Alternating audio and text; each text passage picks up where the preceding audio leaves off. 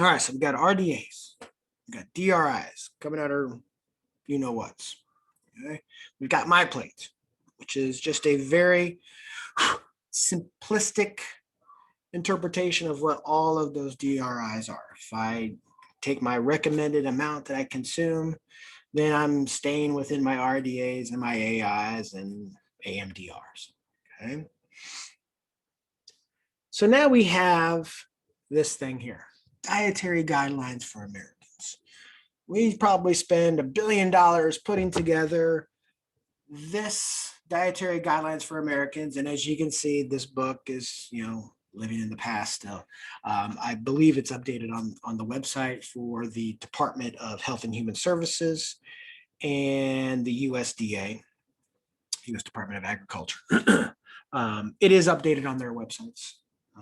I think in the new version of the textbook, if you want to come take the class again next semester, we'll have it updated for you because I know that's what you're really concerned about. This gives us a guideline for what we should be consuming, how much we should be consuming, and how much activity we should do. It looks at kind of the totality of lifestyle choices here.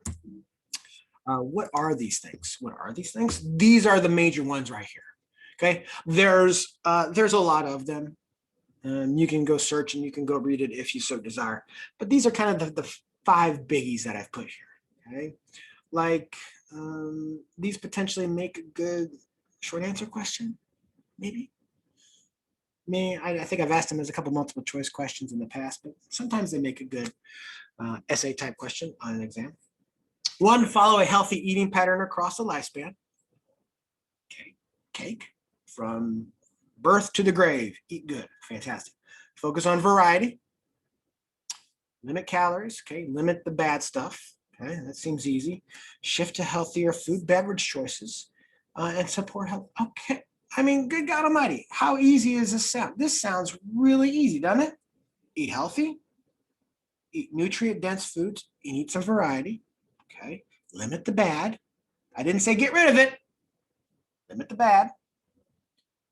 Healthier choices, okay. Lean cuts of meat instead of fattier cuts of meat. Okay, I can do that and be supportive. Sounds really easy, doesn't it?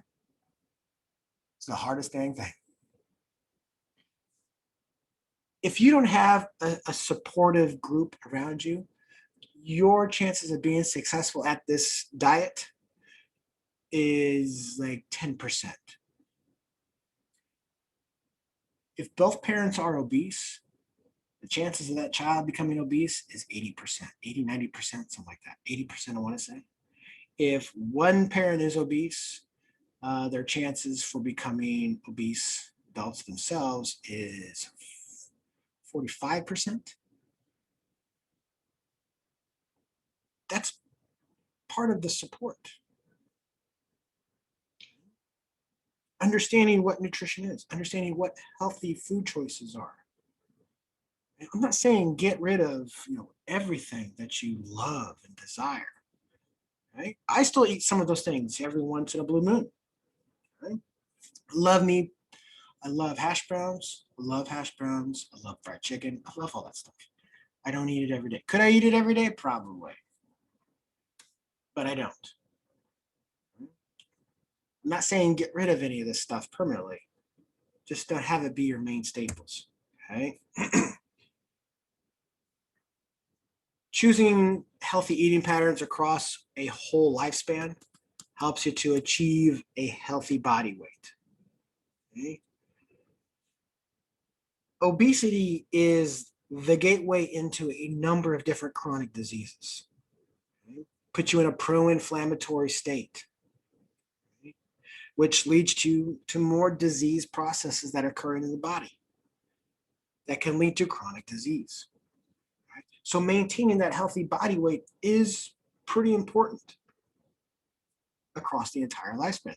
Those children, those adolescents, those young school-age children who are obese, statistics show that they end up being obese adults. Not every single one, but they have a higher likelihood of becoming an obese adult. Okay.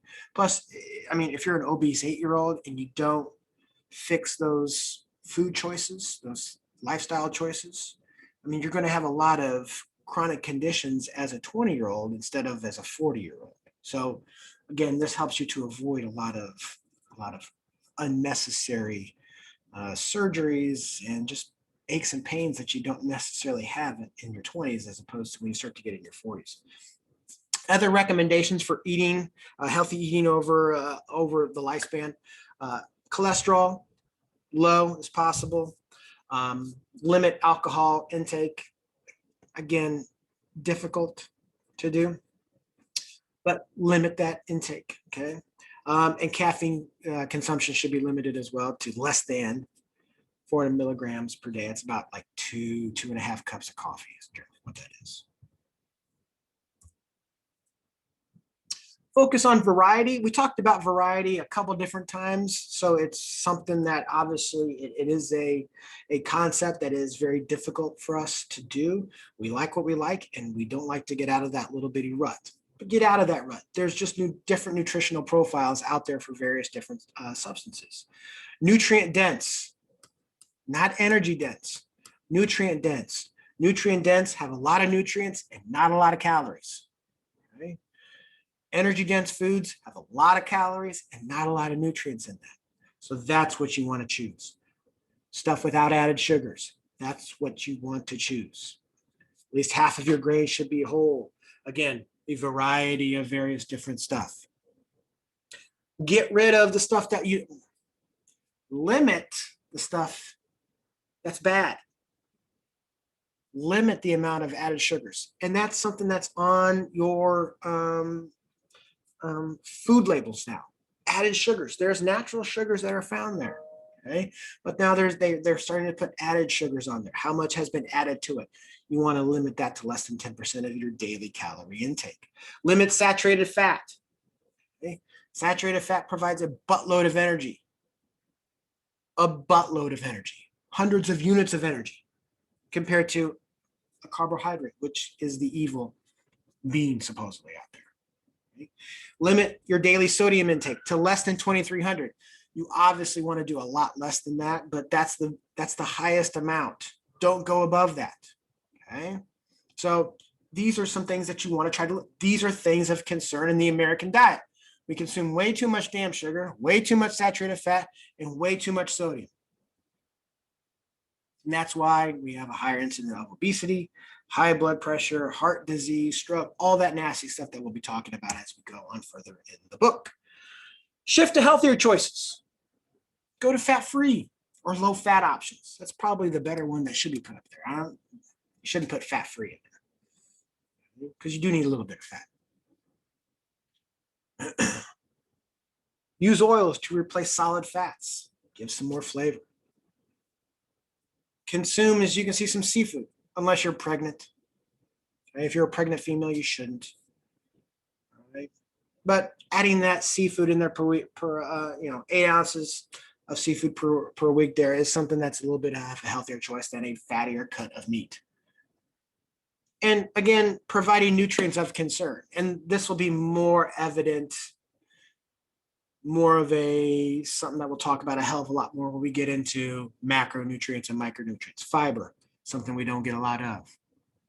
Potassium, we don't get a lot of. It counteracts sodium. We get a hell of a lot of sodium. Calcium, vitamin D, bone health. We talked about that. These are nutrients of concern. Avoid empty calories. Empty calories have a lot of added sugars, added fats.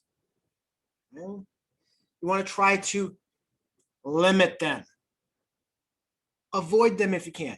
I mean, guys, I love pizza. Don't get me wrong. I love a good donut. Okay? I love bacon. Don't eat that stuff every single day. Don't eat a whole hell of a lot of it every single day.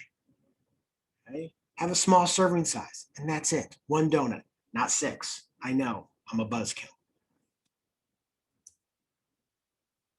Portion sizes is a big thing. I may ask some multiple choice questions on some portion sizes here. If I was to do it, I would ask about these right here. Okay. This is about two tablespoons. This is about 2/3 of a cup, your palm, both palms together, sorry. This is about half a cup. I got bigger hands, so it's going to be half a cup. If you have a smaller hand, 3/4 cup. And then, your hand is about a cup. Is that scientific? Hell and no, right? But that gives you a vague idea of what some of these sizes are. Golf ball, tennis ball, deck of cards, baseball, a yo-yo. If you know what a yo-yo is, I don't even know if you guys know what a yo-yo is. If you know what 4 dice look like, probably don't even know what a mouse looks like. That's a mouse there, if you didn't know. So there are great ways of estimating kind of your portion sizes. You can see those right there. Okay. If you can weigh it, if you can get a scale and be psycho like me, there you go.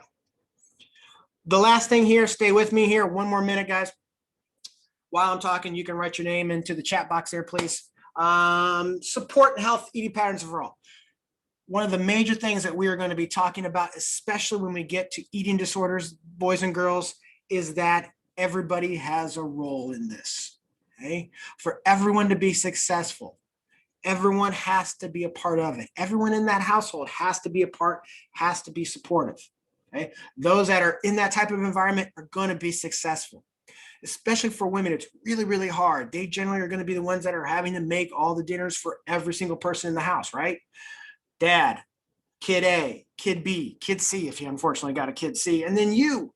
And each one has a slightly different palate. Each one eats something different.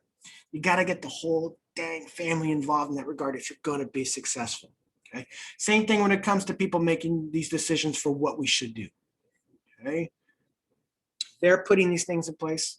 Get active, get to doing something here. This is the last thing right here, boys and girls. Many Americans do not meet any of these My Plate recommendations. You can see, meat, protein, give it to us. We're awesome. You can see grains, we're actually, that's above. But in terms of the world, we're one of the bottom. And then you can see vegetables, fruit, we're pathetic. Do better. Okay? We can do better. I know you can. And I know it doesn't mean a whole hell of a lot now in your 20s, but it will later.